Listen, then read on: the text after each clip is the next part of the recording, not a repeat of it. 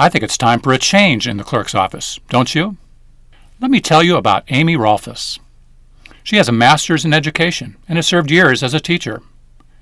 She was the director of the VA on-site daycare center for 5 years. For 10 years, she managed a nonprofit providing free tutoring to children from low-income families. And she spent a year and a half in South Africa running an orphanage. Who do you trust to run our county elections? Someone who has spent 20 years serving in the Butch Morgan, Rita Glenn, Diana Hess wing of the Democratic Party? Or someone like Amy Rolfes, who has spent her entire career serving her community? I am Amy Rolfes, the Republican candidate for county clerk. And when I am county clerk, there will be no duplicate keys. Both parties will be present every time the ballot room is entered. The ballot room will always be locked when the room is unoccupied. A log will be kept documenting each entry into the room.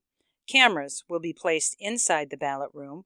Both parties will be present whenever the ballots are handled or processed, and no one convicted of an election-related crime will be allowed to be involved in the election process in any capacity. Honest elections will be my number one priority. Vote for Amy Rolfes for county clerk on November 8th. And while you're at it, vote for every other Republican on the ballot, too, for a much-needed change in our county government.